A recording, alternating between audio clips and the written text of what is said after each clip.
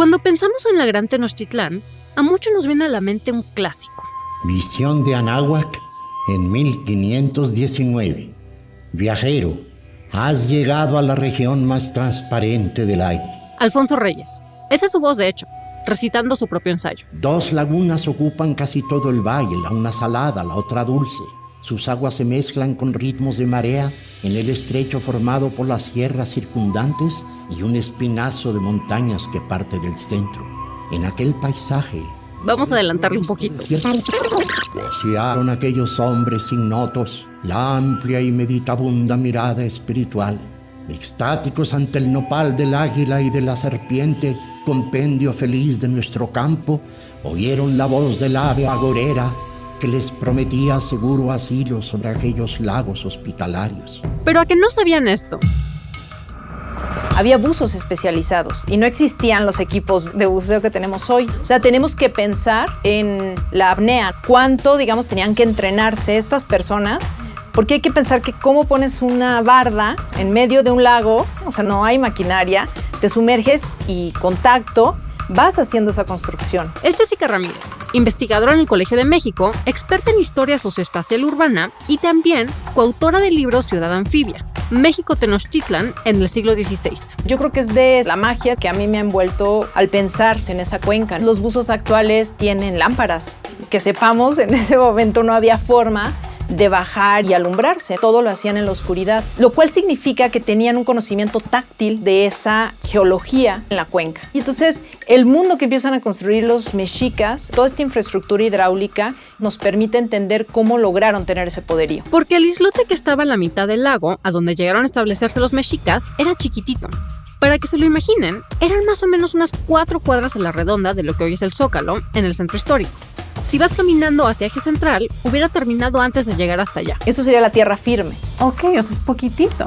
Muy pequeño. Todo lo demás fue ingeniería mexica. Exacto. Ingeniería mexica ayudada por sus aliados, porque solo le ponemos ahí la estrellita a los mexicas, pero ellos más bien lograron hacer una síntesis de muchas de las tecnologías hidráulicas que se estaban generando en ese momento. Las chinampas que apropian, por ejemplo, de los xochimilcas. Entonces sería como ingeniería del valle. De la cuenca.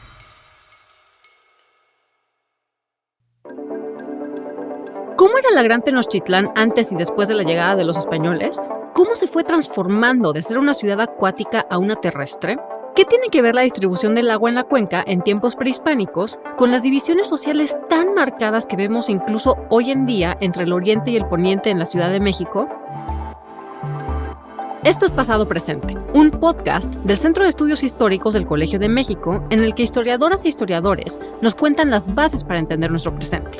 Yo soy Lucina Melesio y en este episodio platiqué con Jessica Ramírez sobre cómo evolucionó la ciudad anfibia de tiempos de los mexicas a la Ciudad de México de hoy. Soy Jessica Ramírez Méndez y hago historia del siglo XVI, propiamente de los nodos urbanos en las ciudades modernas. Ok. Y eres autora de un libro que nos interesó mucho por acá. ¿Me cuentas un poquito de tu libro? Sí, bueno, es en coautoría con Antonio Rubial García. El título es Ciudad Anfibia, México Tenochtitlan en el siglo XVI.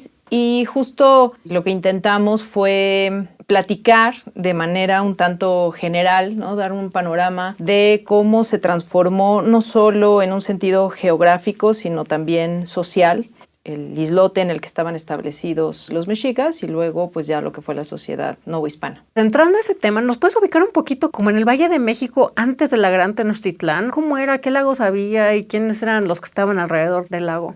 Ese establecimiento es literal de millones de años. Se fue configurando a partir de diferentes erupciones volcánicas, que es lo que dio, digamos, lugar a la configuración de esa cuenca. Es una cuenca cerrada, decimos que es endorreica, ¿no? Es decir, que no tiene salidas hacia el mar, lo cual el agua, digamos, ahí se acumula. Y entonces esa creo que es la particularidad que tiene ese lugar y eso ocasionó que muchas diferentes culturas se fueron estableciendo en su entorno. Ya los mexicas serían los que se establecerían en pleno digamos, elemento acuático, ¿no? Pero muchas otras poblaciones estuvieron en su entorno. ¿Y cómo fue esto? ¿Cómo fue que agarran y llegan los mexicas? Tenemos el mito que es el que da lugar a nuestro escudo nacional, pero en realidad, ¿cómo llegaron un grupo de personas a decir yo quiero fundar mi ciudad ahí en medio de este lago? Bueno, en realidad los mandan un poco ahí. Quien dominaba esa zona eran los de Azcapotzalco y entonces efectivamente tenemos diferentes mitos fundacionales, pero lo que sí sabemos es que una vez que están en Azcapotzalco, ellos buscan, ¿no?, un espacio donde establecerse. Y como los dueños y señores son estos de Azcapotzalco, pues entonces encuentran este espacio en el islote y obviamente se desarrolla toda esta historia, ¿no?, del nopal y el águila que va a dar cabida a esta fundación por el 1325 más o menos. Pero, o sea, realmente creo que no les dieron otra opción, ¿no? Tengo entendido que los mexicas eran como nómadas, ¿no? Y que llegaron y no encontraron espacio, ¿no? Y les dijeron, ahí tienes tu islote. O sea, ¿cómo fue eso? Porque no es como... No hay muchas ciudades que se hayan constituido así en el mundo, ¿no? Efectivamente, es decir, no eran amigos de los azcapotzalcas y entonces más bien querían dominarlos, ¿no? Y una forma de dominación pues era no estableciéndolos en un espacio seguro. Y entonces es así, digamos, que se da la fundación dentro de ese islote, que además era muy pequeño, ¿no? Nosotros tenemos como un concepto de un islote mucho más grande, pero en realidad hay que pensar que se fue ampliando, ¿no?, conforme los mexicas fueron fortaleciéndose, luego ganaron la independencia porque estaban sujetos a Azcapotzalco, ganan la independencia, digamos, para con ellos, se van fortaleciendo, hacen esta gran alianza con Texcoco y con Tlacopan, y entonces ya a partir de esta alianza logran derrotar a los de Azcapotzalco. Y este islote va a emprender, digamos, un gran crecimiento, sobre todo porque ya con esa estabilidad política, obviamente la población va a ir creciendo y ese pequeñito islote lo van a empezar, digamos, a transformar, empieza la gran transformación, donde va a tener, digamos, un gran espacio, lo que será la zona chinampera, ¿no? Hay que pensar que esto que vemos ahora en Xochimilco o este pequeño vestigio es un vestigio de lo que fue, y entonces fueron ampliando la superficie, y se convirtió tanto en superficie cultivable, pero también en una superficie habitable, exactamente, ¿no? ¿Y de qué tamaño era el primer islote? ¿De una manzana? ¿Del tamaño de la colonia Roma? Sí, de hecho es muy pequeño. Yo sí creería que es más o menos como la colonia Roma. Era muy pequeño en un inicio. De hecho, muy pronto se cuatriplicó o sea, ya cuando los mexicas son, digamos, independientes, ¿no?, y emprenden este fortalecimiento, pues muy pronto, digamos, creció para los 4 lados y entonces eso le permitió, hay que pensar que entre más espacio, pues también le permitió que su población creciera y generar toda una infraestructura, ¿no? Y fueron los mexicas quienes inventaron las chinampas, ¿no? No, en realidad no sabemos con precisión quién las inventó. Ya los xochimilcas justamente ya las ocupaban, ¿no?, que ellos estaban establecidos en el sur. Porque esta cuenca estaba constituida de 5 lagos. Esto es fundamental para entender cómo se desarrolla la vida de los mexicas y cómo se constituyen con lo que hemos llamado este gran imperio, ¿no? Esta cuenca, digamos, tenía al norte 2 lagos, que sería el de Zumpango, que ahora pues ya es una colonia totalmente habitada, ¿no? El de Jaltocan. Estos eran de aguas saladas. Luego hacia el centro tendríamos lo que es el lago de Texcoco, también de agua salada, y luego al sur tendríamos los 2 lagos de agua dulce, que es el de Chalco y el de Xochimilco. Algo que empezaron a hacer los mexicas desde que se establecen en el islote es intentar, digamos, aislar el agua salada, porque estaban conectados todos estos lagos, y entonces van haciendo una infraestructura que luego se convertirá en un gran albarradón, como en una gran muralla, que va a intentar generar que esa agua salada no se toque con el agua dulce del sur. Por eso decimos que hay otra laguna que se le llama la Laguna de México, que es una laguna, vamos a decir, artificial, porque lo que hicieron fue, al poner esta albarrada en la zona oriente, separaban el lago de Texcoco, que está en el oriente, de, digamos, lo que serían las aguas dulces de Xochimilco y Chalco, y lo que sería la Laguna de México, y en medio de esa laguna es donde justamente quedó el islote y los mexicas. ¿Por qué te digo todo esto? Porque la zona chinampera logró desarrollarse en estas aguas que no eran tan salitrosas, ¿no? Digamos que toda la producción agrícola pues obviamente necesitaba sobre todo de aguas dulces. A mí siempre me ha maravillado, de verdad me ha parecido mágico pensar en toda esta infraestructura hidráulica, ¿no? Porque tenemos que pensar que no solo era poner una muralla. De entrada, y eso nos lo dicen las crónicas, había buzos especializados y no existían los equipos de buceo que tenemos hoy. ¿Buzos? O sea, tenemos que pensar en la apnea, cuánto, digamos, tenían que entrenarse estas personas, porque hay que pensar que cómo pones una barda en medio de un lago, ¿no? Sin que tengas que tú sumergirte, no hay maquinaria, te sumerges y contacto, vas haciendo esa construcción, ¿no? Es algo que yo creo que muy pocas veces se habla, pero yo creo que es de la magia, digamos, que a mí me ha envuelto al pensar, digamos, en esa cuenca, ¿no? La otra es los buzos actuales tienen lámparas, que sepamos, en ese momento no había forma de bajar y alumbrarse, ¿no? O sea, en realidad todo lo hacían en la oscuridad, lo cual significa que tenían un conocimiento táctil, digamos, de esa geología que estaba en la cuenca, ¿no? Y entonces el mundo que empiezan a construir los mexicas en torno a este gran lecho lacustre es fundamental porque lo que ellos logran hacer, sobre todo a partir del siglo XV, o sea, te estoy hablando de 1450, entre 1450 y finales del XV aún hasta la llegada de los españoles, es justamente comenzar a construir toda esta infraestructura hidráulica que solo así, digamos, nos permite entender cómo lograron tener ese poderío. Tenemos que pensar que una cuenca con también estas variantes de sal lo que ocasionaba es que hubiera muchos productos y de muchos tipos. Me refiero desde la fauna, una diversidad de flora y fauna impresionante que va desde patos, larvas, peces, ajolotes, por supuesto, pero también, por ejemplo, tules, ¿no? Que servía para hacer las cestas, toda la cantidad proteica. Ahora los que han hecho muchos estudios de alimentación de ese momento han visto cómo todas las larvas, los huevecillos de hormigas, de diferentes especies, digamos, anfibias, se las comían y esa era, digamos, parte de la dieta proteica que tenían, ¿no? Los indígenas.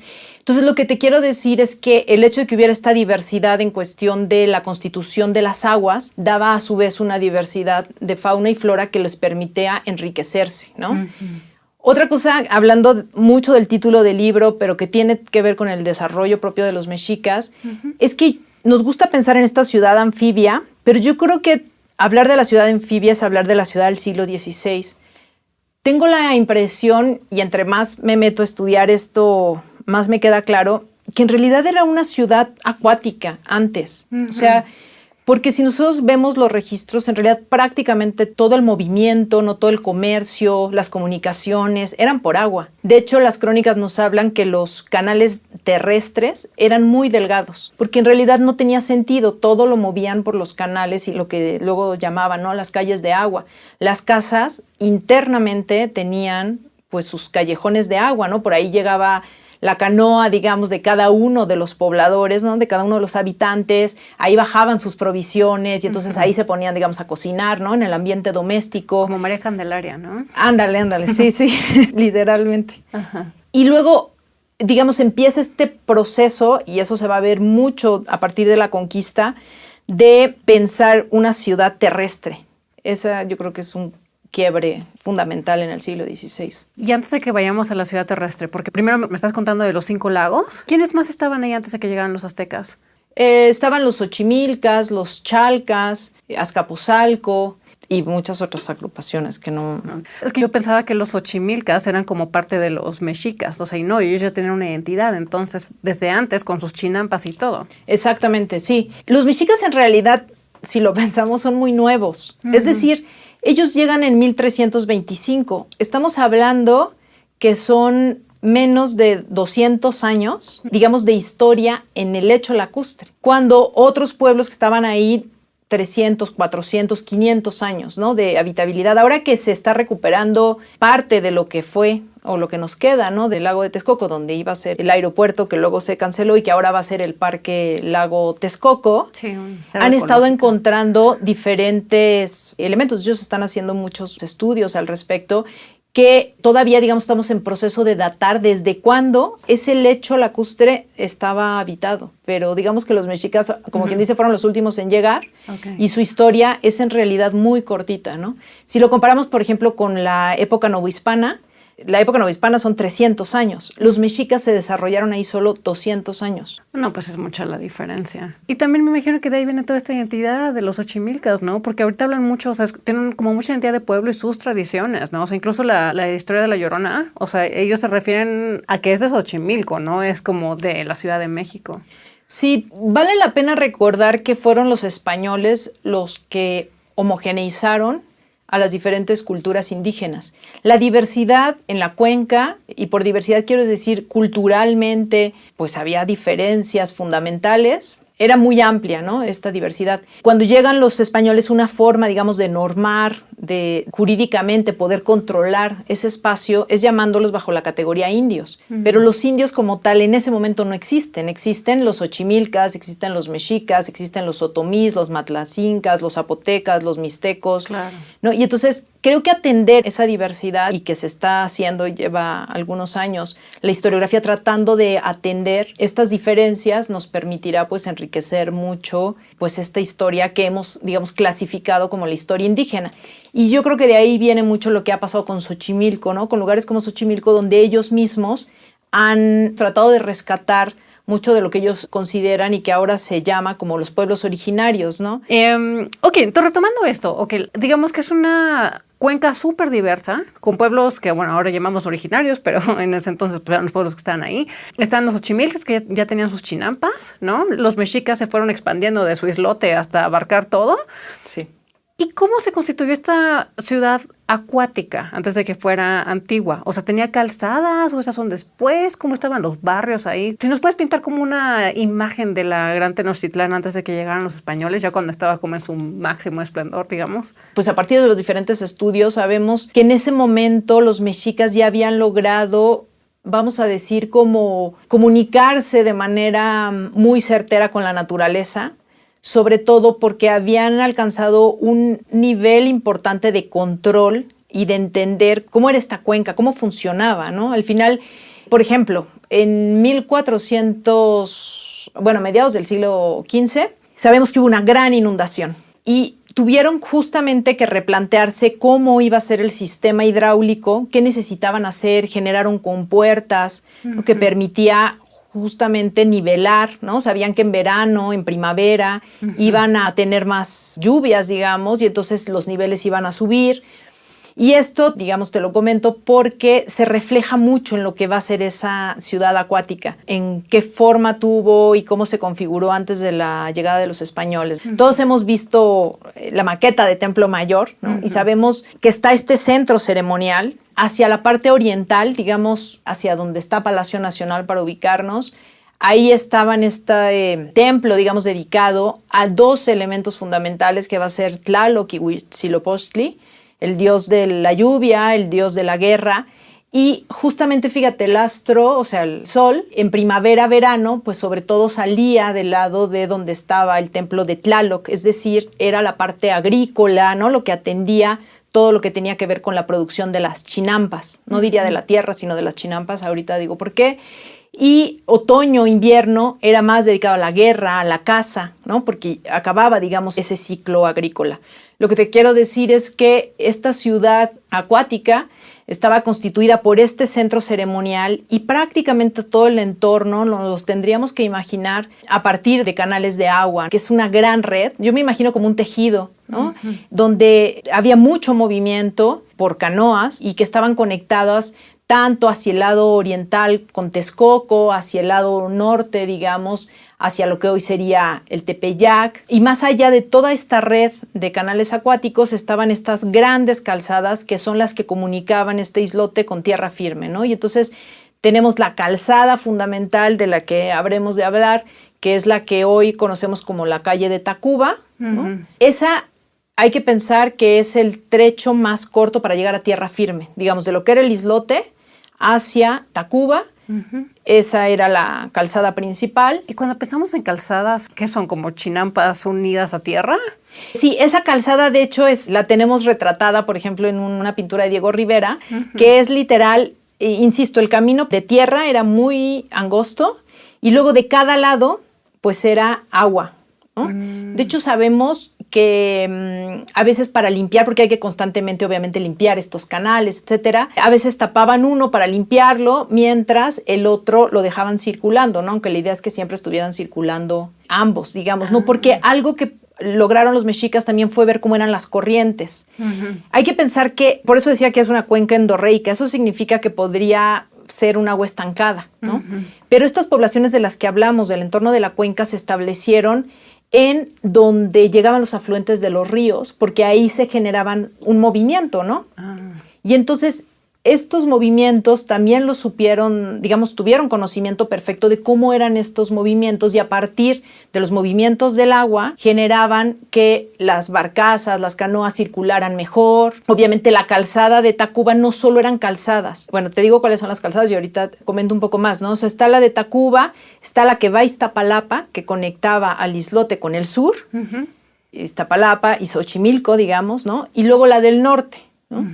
Que llegaría a lo que hoy consideraríamos el Tepeyac. ¿Tlalpan no era una de esas? Tlalpan, sí, la calzada Iztapalapa. Es la Tlalpan. Esa es la que se convierte en Tlalpan, que es la línea del metro. Ok.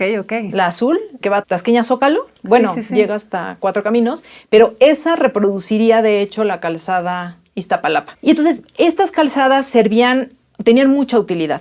Lo primero es las conexiones por tierra firme cuando se necesitaba algo, ¿no? Sobre todo si se necesitaba algún servicio, vamos a decir, peatonal. Por ejemplo, cuando los hombres llegaban de la guerra, llegaban a Tacuba y por ahí desfilaban y hacían la entrada triunfal hacia el centro, hacia lo que hoy conocemos como Templo Mayor, ¿no? La otra función de las calzadas es justamente que regulaban los pasos de agua. Entonces, abrían una compuerta, cerraban otra y entonces literalmente eran vasos reguladores lo que tenemos ahí. El otro elemento fundamental es que eran como que marcaban la propiedad de agua, ¿no? Estamos hablando que son productos, por eso te digo que es una ciudad totalmente acuática. Entonces los productos que están ahí en juego, pues tal vez no es la casa del vecino, ¿no? Sino los patos, las larvas, todas las aves, ¿no? Los peces. Entonces, ¿dónde pescaba cada uno de los pueblos que están establecidos en el entorno? Entonces, las propias calzadas daban los derechos de agua, ¿no? En lugar de los derechos de tierra, ahí en ese caso son los derechos de agua. Y bueno, pues esa es más o menos la función de las calzadas, que era lo más terrestre, vamos a decir, más allá de la parte céntrica de Templo Mayor. Y todo lo demás hay que imaginarlo eso, como un tejido con muchas calles, pero calles de agua más que de tierra. Y entonces estas calzadas eran de tierra y tenían al lado sus canales como las ciclopistas. Sí, la ciclovía. Ajá, o sea, sí me lo imagino, pero con canales de agua juntito. Sí, creo que tendríamos que cambiar. Imagínate tú que la ciclovía sería lo terrestre. No sé, pienso en Avenida Revolución. La ciclovía sería lo terrestre y el resto de Avenida de Revolución es el agua. Ok, o sea, si era más agua, todo era por canoas y demás. Exactamente. Cuando cierras los ojos y te imaginas a la Gran Tenochtitlán en este momento, esta ciudad acuática, ¿qué es lo que ves? Siempre pienso en esta imagen de cuando llegaron los españoles. Es decir, siempre trato de pensar cómo la habrán visto ellos, ¿no? Y entonces pienso mucho en esta imagen, tal vez porque es como una herencia, ¿no? Visual, que se ha visto mucho desde Cerro de la Estrella y donde podías ver, por ejemplo, como el conjunto de los lagos. Y entonces los de hasta arriba, los más salados, sabemos que eran como más grisáceos por las sales y luego conforme vamos bajando se vuelve más azulado hasta que llegamos a la parte de Xochimilco y Chalco, que son muy verdosos. Eso me parece genial, pensar en cómo las tonalidades de agua nos permite saber no solo las cantidades de sal, sino seguramente el tipo de especies, de productos, de tules que estaba ahí. La otra es, veo perfectamente el islote lleno de calzadas de agua, muchas canoas, al centro Templo Mayor con este lado oriental donde está Huitzilopochtli, Tlaloc, y luego estos edificios, vamos a decir, un poco más bajos, que están, digamos, dedicados a no solo a otras deidades, sino también a otros quehaceres, ¿no? Como pienso, por ejemplo, en el Calmecac, que era para la educación de los nobles. También, además, hay que pensar en una ciudad con mucho color, ¿no? Estamos acostumbrados en ver la piedra, pero todo eso tenía color. E imagino las 3 calzadas terrestres de conexión, que son las que más se veían, ¿no? Norte, sur y poniente. Y al oriente, pues, el gran lago de Texcoco, que además era inmenso. Solemos tal vez minimizar uno porque no lo vemos, pero solo para que nos demos una idea, se calcula que ahorita el parque del lago de Texcoco es como el 2% de lo que fue en su momento el lago de Texcoco, ¿sí? Okay. Y se supone que en este parque que se va a inaugurar cabe más de 5 veces Chapultepec. Ok. O sea, es porque la dimensión nos cuesta trabajo entender de qué espacio del lecho lacustre estamos hablando. Enorme, o sea, bueno, de hecho me imagino que cuando, en toda la época del último temblor de 2017, donde marcaban dónde está la tierra más firme y dónde era el antiguo lecho del lago, o sea, son un montón de colonias, o sea, es todo, o delegaciones, pues todo lo Cuauhtémoc, que es parte de eso, ¿no? Y creo que hasta Miguel Hidalgo, no sé, sería un buen ejercicio ver eso, o sea, alguien que nos escucha que vea la parte que es el suelo, donde empieza el suelo firme, porque todo lo demás, pues era el lago, ¿no? Sí, de hecho, por cierto que ahora, hace 2 años se publicó un libro, porque están haciendo un estudio de cómo muchos de estos islotes de entrada, hablando de los Xochimilcas, ni siquiera son islotes naturales. Es decir, los propios pueblos los fueron haciendo en el lecho del lago. Y por eso también ahora sabemos que el islote era muy pequeño. Antes se pensaba que la dimensión que tenía era la que, digamos, vieron los españoles. Pero en realidad, para cuando llegaron los españoles, el tamaño de ese islote pues se habría, como te decía, cuadriplicado, ¿no? Entonces, eso nos habla, digamos, de la infraestructura chinampera que lograron y que fueron haciendo extensiva, pero que no tiene, digamos, una raíz hacia el centro de la Tierra, ¿no? Más o menos los investigadores lo que creen es que, a partir de diferentes estudios, es que solo lo que hoy consideramos centro histórico, en su perímetro A, que vendría siendo, para que nos demos una idea, poquito antes de eje central, pongamos 4 cuadras para cada uno de los lados partiendo del Zócalo, eso sería el islote. Ok. O sea, y todo eso es el... Eso sería la tierra firme.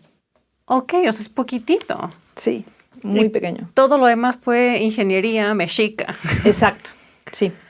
Ingeniería mexica ayudada por sus aliados, ¿no? Sabemos que, por ejemplo, unos que eran grandísimos buzos eran los texcocanos, que son justo los que están del otro lado de la cuenca. Es decir, es una ingeniería que fueron trabajando con Tlatelolco, con Texcoco, ¿no? Los tlatelolcas, los texcocanos, los mexicas, porque tal vez también solo, digamos, le ponemos ahí la estrellita a los mexicas, pero ellos más bien creo que lograron hacer una síntesis de muchas de las tecnologías hidráulicas que se estaban generando en ese momento, ¿no? Las chinampas que apropian, por ejemplo, de los Xochimilcas, pues es una, vamos a decir, un desarrollo que no hacen los mexicas en sentido original. Entonces sería como ingeniería del valle.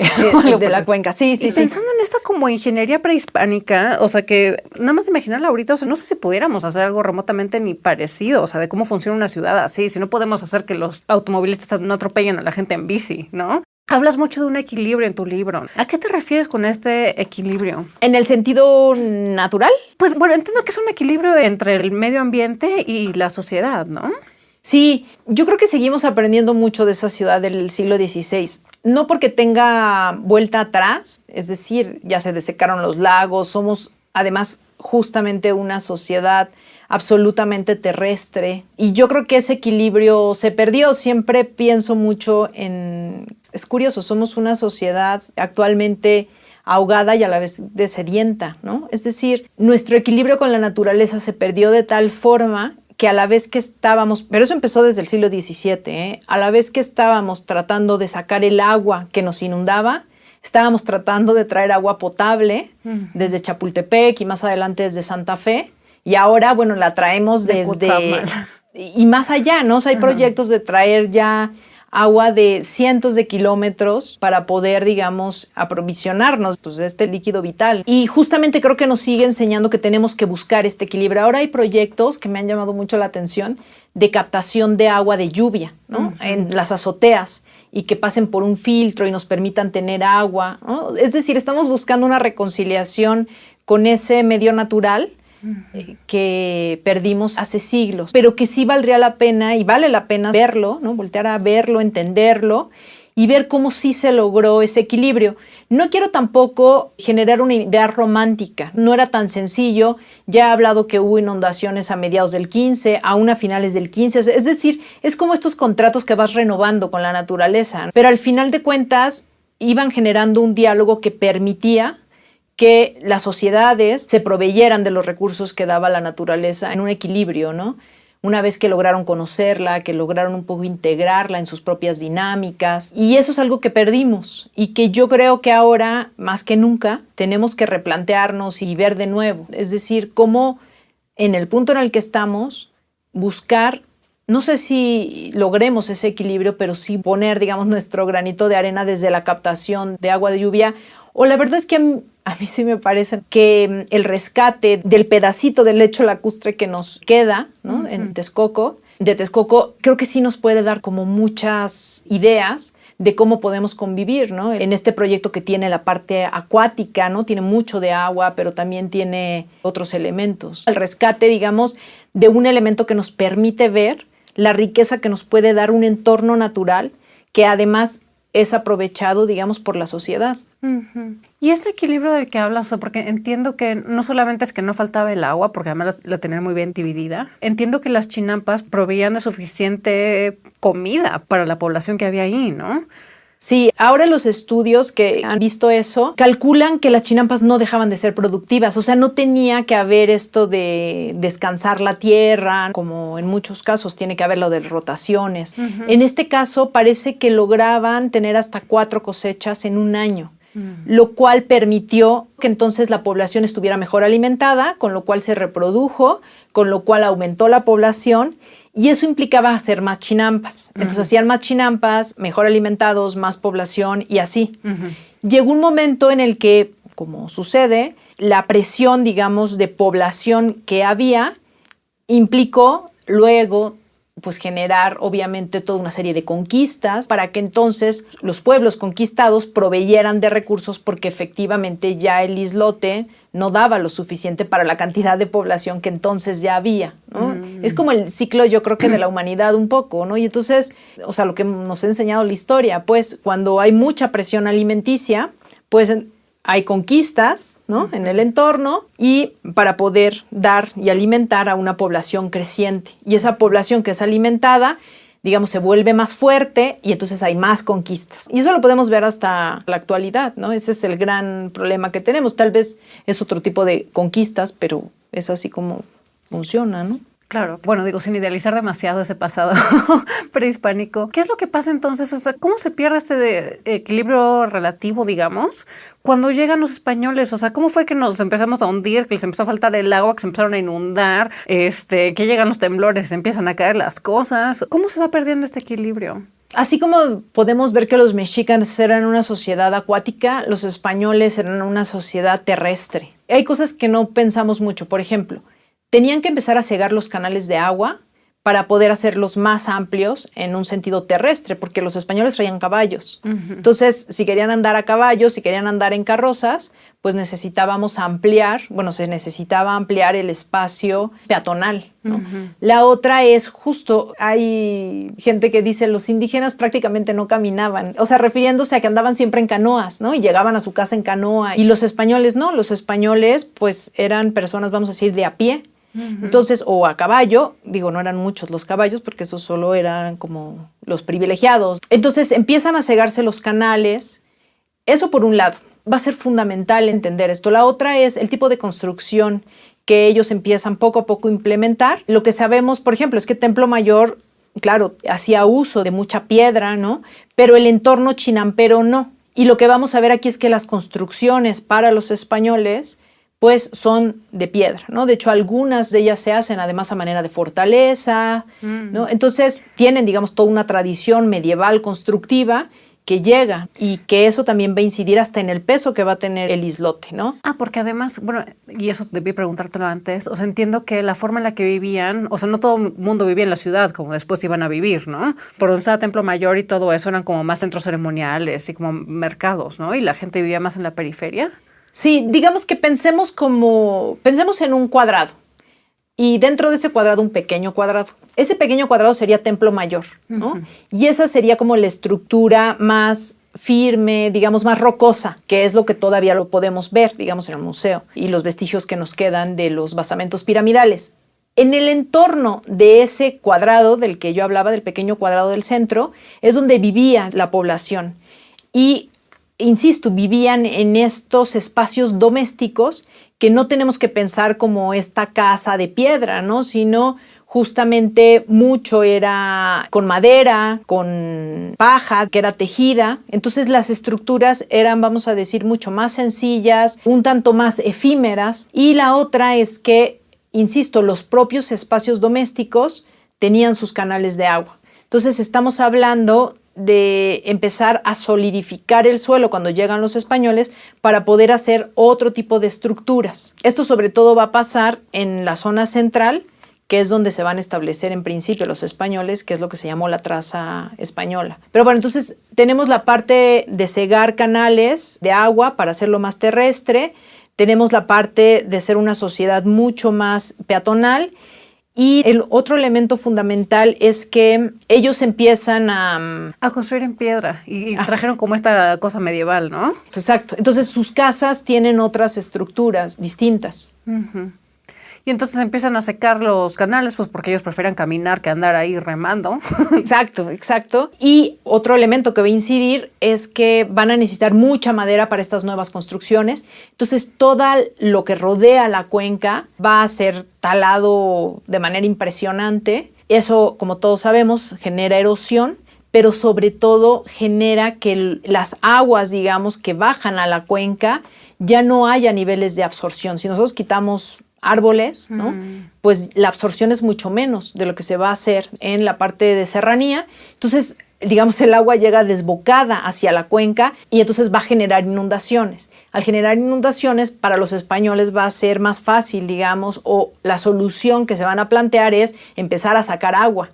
Y entonces es así como empieza en realidad el proceso para ir haciendo esta ciudad mucho más terrestre, hasta que ya muy pronto, ¿no?, se plantean el desagüe y, bueno, estos grandes proyectos de salida de agua. Sí, entonces ya era afuera agua. Una ciudad que nació para existir en el agua, la tuvieron que secar. Y por eso tenemos tantos problemas, supongo. Sí, se rompió este equilibrio y sobre todo porque efectivamente el piso geológico pues es un piso lacustre, lo que le sigue dando las características como hoy, por ejemplo, que es tan difícil en el centro histórico que un edificio no tenga movimiento en la base, ¿no? En el cimiento. Subsuelo, sí. ¿Qué tanto se parecía, o sea, lo que vemos ahorita en Xochimilco, en esa zona de las Chinampas, qué tanto se parecía a la antigua Tenochtitlán? Sí, no pensemos en la trajinera turística, digamos, sino todavía donde se llevan a cabo literalmente cultivos. Es muy parecido, es muy cercano a eso. Ahora, eso hagámoslo extensivo, digamos, a toda la ciudad, ¿no? Por supuesto que los límites de la ciudad pues han crecido, pero me refiero a que esa tendría que ser nuestra visual de lo que era la Ciudad de México. Es nuestro referente, o sea, más o menos, si queremos imaginarlo, se veía más o menos así con sus canales. Sí, y de hecho, bueno, muchas familias siguen teniendo diríamos hoy, su trajinera y se mueven en su propiedad con trajineras. Lo que pasa es que también ahí tenemos como esta imagen de la fiesta y que esa es la parte, vamos a decir, turística, pero la parte propiamente familiar de Xochimilco se sigue transportando, de hecho, en sus embarcaciones. Hasta canchas de fútbol tienen en algunas partes. Sí, sí, sí. Yo me imagino que cuando tú ves, o sea, pasas por el centro histórico o ves la ciudad desde lejos, o sea, la has de ver diferente al resto de nosotros porque sabes qué estaba pasando ahí. ¿Qué sientes cuando piensas en cómo cambió? A mí me gusta mucho recorrer el centro histórico. Siempre pienso que es literalmente un organismo vivo que está constantemente cambiando. Aunque dejes de ir una semana y luego vas, ya tiene una transformación. Tiene una fisura, alguno de los inmuebles. Yo le doy mucho seguimiento a la parte de inmuebles históricos. Trato siempre de recorrerlos, digamos, de manera conjunta. Y siempre es diferente porque seguimos nosotros apropiándonos de ese espacio y viviéndolo de forma diferente. Estas diferencias que hay entre la zona oriente del centro histórico y la zona poniente del centro histórico y cómo siguen, digamos, transformándose. Por ejemplo, cuando llevo a mis alumnos de práctica, hago un ejercicio muy básico. Ahora ya no se puede hacer porque ya no funciona, pero hasta hace unos años era que contaran cuántos botes de basura había de República de Argentina, o sea, digamos, donde está Palacio Nacional, hasta Eje Central, que sería la zona poniente. Y luego cuántos botes en un cuadrado de 3 manzanas, ¿no? Y luego cuántos botes de basura hay ahí de Palacio Nacional hacia la zona oriente, que sería, digamos, yendo hacia la Merced, ¿no? Y el ejercicio era muy lindo porque del lado oriente no había botes de basura, por ejemplo. Y tiene que ver con que hoy las concebimos como una es la zona turística y otra es la zona comercial, pero eso tiene también su origen en esta transformación del siglo XVI, ¿no? Creo que no podemos entender nuestra Ciudad de México si no es viendo esta configuración que se dio en ese siglo. ¿Y me puedes hablar un poquito de eso, o sea, de esta división, o sea, además, por qué está tan marcada Oriente y Poniente? Sí, y que tiene que ver con el elemento natural. Ya platicábamos que del lado oriente estaba el lago de Texcoco y la zona próxima a salida a tierra firme estaba del lado poniente, donde es la calzada Tacuba, ¿no?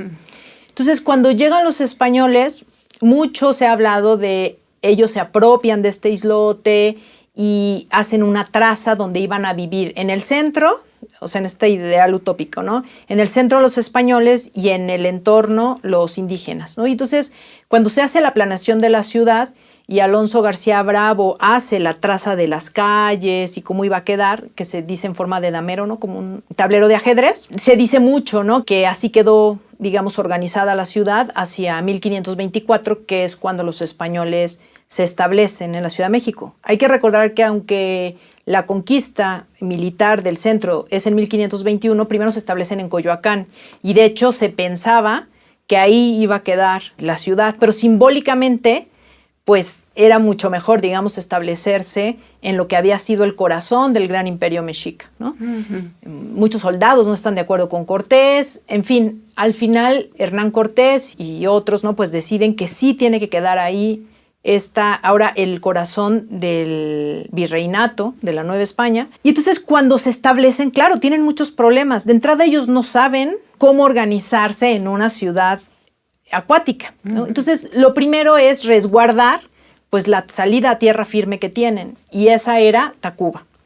De hecho, los relatos, un cronista que está escribiendo a mediados del siglo XVI, 1554, dice, es muy bonito porque dice cómo las azoteas de las casas de los españoles tenían piedras arriba, ¿no? Entonces, para defenderse, ¿no? Si quieren salir, pues se suben a la azotea y desde ahí pueden tener, digamos, armas, ¿no? Que serían las piedras y pueden escapar. Era la salida más corta. De una insurrección indígena. Indígena, ¿no? Porque al final iban a estar en un entorno, o sea, rodeados de los recién conquistados, vamos a decir. Entonces, los primeros solares que se dan a españoles no es en el centro de la traza, o sea, no es lo primero que urgía poblar, sino lo que urgía poblar era esa calzada de salida, ¿no? Entonces, por eso vemos que las casas de Cortés están ahí, que es esto que ahora es el Monte de Piedad, la primer orden religiosa que era también fundamental para establecer la ciudad.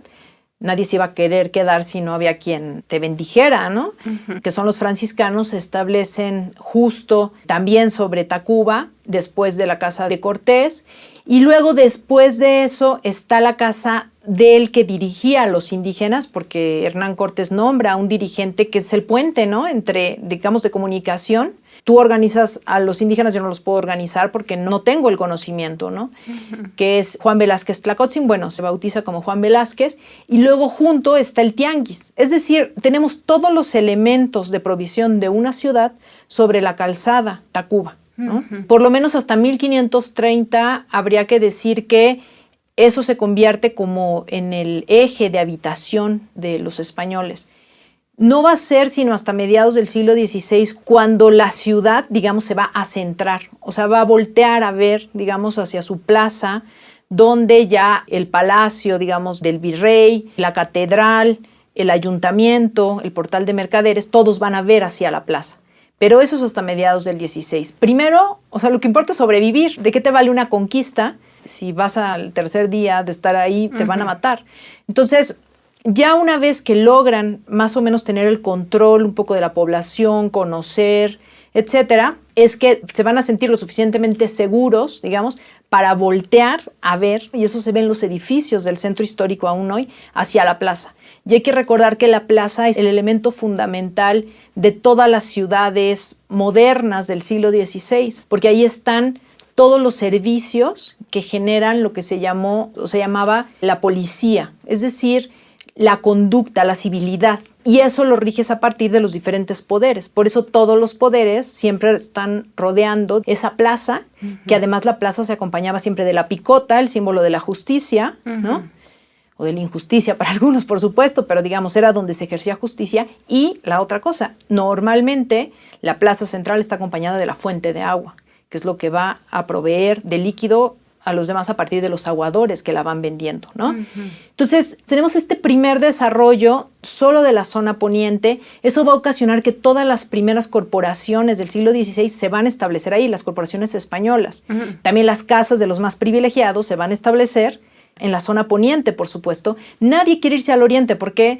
Porque se le considera un espacio mucho más insalubre por las aguas medio estancadas ahí ya del lago de Texcoco. Hay que pensar que ese equilibrio se rompió, ¿no? Donde justamente el agua circulaba, había más movimiento, etcétera. La otra es que los suelos son mucho más fangosos, están en el límite, digamos, del agua, ¿no? Entonces construir era mucho más difícil. Estaban lejos, por así decir, de la salida a tierra firme. De hecho, en las actas de Cabildo podemos ver perfectamente cómo se norma y se dice necesitamos poblar la zona oriente. Nadie se quiere ir para allá. Y claro, la forma de poblar, que siempre fue un elemento fundamental en todas las ciudades, es a partir de corporaciones eclesiásticas. Si tú fundas un convento, siempre hay que pensar que un convento te da muchos servicios. O sea, hoy nosotros estamos muy alejados de ese mundo, ¿no? Y pensamos, ¿qué me da un convento? Pues, no sé. Rompope. Ajá, exacto, y galletas, ¿no? Pero en realidad lo que te da un convento es... Los conventos tenían siempre una pila de agua al exterior. Entonces, si tú estabas cerca de un convento, ibas a tener agua. La otra es que te daban elementos espirituales fundamentales, es decir, bien morir, obviamente una cercanía para el bautismo, ¿no? Es decir, todos los elementos que además en ese momento eran fundamentales para tu salvación, para la vida eterna.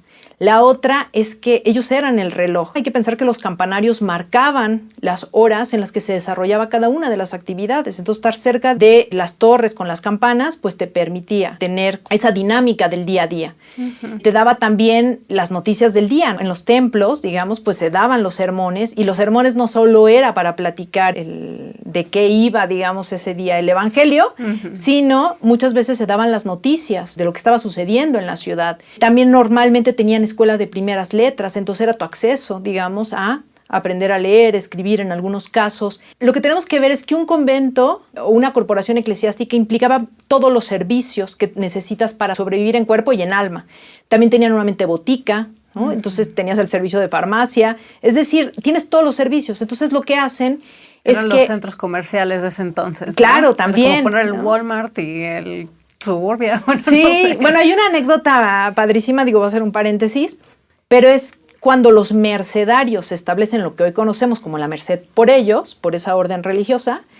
La reina les manda una carta a los mercedarios y les dice que por favor ya dejen de ocupar el convento como bodegas, cosa que vemos hasta hoy. Es muy bonito.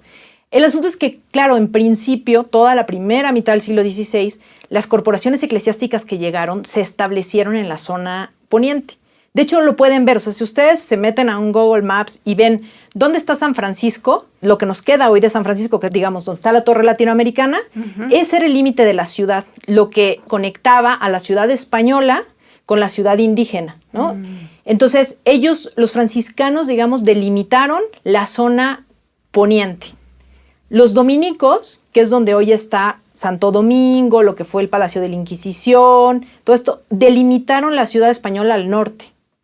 Y los agustinos, que es donde luego fue la biblioteca y que hoy es la farmacia París, toda esa zona del sur, que era donde estaban los agustinos, delimitaron la zona sur, pero todos quedan en la franja poniente, ¿no? Entonces daban todos los servicios a los españoles ahí. Cuando nadie quería ir a la zona oriente y que se establece esto de hay que mandar a otras órdenes para que así la gente se empiece ahí a establecer y podamos equilibrar la ciudad, o sea, la población dentro de esta ciudad. Entonces se manda, por ejemplo, a los mercedarios que se tienen que establecer en la zona oriente, y ahí tenemos todavía el claustro de la Merced, uno de los más bonitos, considerados de los más bonitos de Latinoamérica. En la parte norte de la zona oriente tenemos al Carmen, que de hecho hoy conocemos todavía como el barrio del Carmen. Y en la parte un poco central, pero del oriente, también los jesuitas, todo donde está San Pedro, San Pablo, San Ildefonso, lo que fue San Gregorio, que hoy se conoce mucho como la Plaza Loreto, ¿no? Bueno, más o menos así se ubica. Entonces, ellas llegan mucho más tarde a la ciudad y dicen, ustedes no se van a establecer de este lado, las necesitamos allá, y los terrenos que les dan justamente es en ese sector. Y solo así logran que poco a poco, ya hacia finales, estoy hablando de finales del siglo XVI, empiecen a equilibrar la población dentro de la ciudad. Pero, claro, quienes se establecieron allá no fueron las familias más acomodadas, ni mucho menos, ¿no? Eran los que realizaban ciertos oficios, muchos que tenían que ver con usos de agua, como por ejemplo lo de pieles, por eso luego vamos a ver ahí telas, ¿no? Es decir, el desarrollo aún de las tiendas que vemos hoy tiene que ver con que allá se mandó el comercio, porque además seguía habiendo agua para transportar las mercancías, y sigue hasta la fecha siendo la zona comercial, ¿no? Esa separación entre la población que se estableció en la zona poniente, los que tuvieron en muchos sentidos mucho mejores servicios, es totalmente distinta a los servicios y a la población que se estableció en la zona oriente. Un ejemplo que es clarísimo. Cuando nosotros vemos un mapa del siglo XIX o del siglo XVIII, más fácil, y vemos cuántas fuentes de agua potable hay, uno pensaría, ¿dónde hay más fuentes de agua potable? Y entonces cuando lo vemos, pues en el oriente, y uno diría, ¿por qué no en el poniente si es una zona más privilegiada? Claro, porque los del poniente podían pagar un caño de agua subterráneo que llegara agua a su casa. Y en el oriente no. En el oriente lo que vemos son fuentes y la gente no tiene para pagar un caño de agua, ¿no? Que lleve agua a su casa. Tiene que seguir yendo a las fuentes a entonces proveerse de agua potable. Y claro, porque además el agua potable viene o de Chapultepec, que igual estamos hablando del poniente, o de Santa Fe, que estamos hablando del poniente, ¿no? Entonces, todo esto le dio, digamos, una configuración a las colonias, primero a los barrios y luego a las colonias, que aún hoy, digamos, se manejan en muchos sentidos. No se habla que, por ejemplo, colonias que tienen más carestía de agua en la actualidad son las que están hacia la zona oriente, ¿no? Sí, Iztapalapa.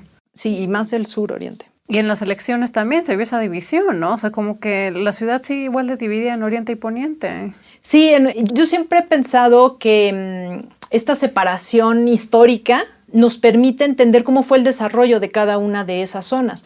Porque en la actualidad, si nosotros vamos al centro histórico, la zona turística es la zona poniente. Y la zona oriente es la zona comercial. Y creo que para eso nos sirve voltear a ver la historia. Es decir, podemos ver estas huellas, podemos entender cómo se da el desarrollo de cada una de estas colonias. Es muy interesante ver en el 18, para ponerlo aún más claro, cómo San Ángel, Mixcoac, estas zonas eran las zonas que tenían agua, que tenían mucha producción, digamos, de frutas, la gran huerta, por ejemplo, de San Ángel, que estaba ahí, y cómo las familias pudientes del centro histórico, bueno, que hoy sería nuestro centro histórico, pero que en ese entonces era la Ciudad de México, se empezaron a comprar propiedades ahí para ir a relajarse, ¿no? Lo que sería luego el Cuernavaca de los capitalinos, ¿no? Sus casas de campo. Las casas de campo, exactamente. Y eso, digamos, ese elemento histórico que tiene que ver con la cantidad de recursos que había en la zona poniente y que además era tierra firme y que entonces el tipo de casas y todo podían tener más peso, ser más grandes, los muros más anchos, permitió que todo un grupo, o sea, un sector de la población se estableciera ahí, ¿no? Y entonces eso se nota. Y por otro lado notamos el tipo de suelos que tenemos hacia la zona oriente, hacia la zona sur, y qué tipo de entonces de casas, ¿no? Y de habitabilidad, digamos, se generó. Sugeriría que en internet se metan a ver el plano de Uppsala. Ese plano que se hizo entre más o menos finales de los años 30, o sea, 1530 y algo, o tal vez principios de los años 40, esa es la datación que tenemos, retrata muy bien cómo era esa ciudad cuando empezó su transformación a ser una ciudad terrestre, pero todavía era una ciudad acuática. Es el vestigio, digamos, es el retrato, la fotografía más cercana y además de ese momento que tenemos, ¿no? Entonces, Creo que a todos los que escuchen el podcast les permitiría acercarse más a esa ciudad y entenderla. Y cuando vayan al centro histórico, traten de hacer este ejercicio, ¿no? De ver qué sucede, digamos, de República de Argentina, que es esta calle, ¿no? Que está justo ahí entre Palacio Nacional y la Catedral, y caminen hacia ambos lados y pues que se dejen maravillar, digamos, de lo que nos queda de esa ciudad y de esa organización del siglo XVI y que todavía podemos ver, podemos caminar y que creo que es un privilegio. Esto fue Pasado Presente, Historia en Podcast. Muchas gracias por escucharnos. Yo soy Lucina Melesio. Este podcast fue producido por Quisaya Estudios para el Centro de Estudios Históricos del Colegio de México. En la producción estuvieron Carla Benítez, Sara Carrillo y Laura Silverio. El guión es mío. El diseño sonoro y la mezcla son de Carlos Jorge García y Tiger Lab. La grabación de la entrevista fue realizada en los estudios de la Coordinación de Educación Digital del Colegio de México. Queremos agradecer a Jessica Ramírez Méndez por su participación en este episodio. También a la colección Voz Viva de la UNAM por darnos permiso de reproducir el fragmento de Visión de Anáhuac en voz de Alfonso Reyes, el autor.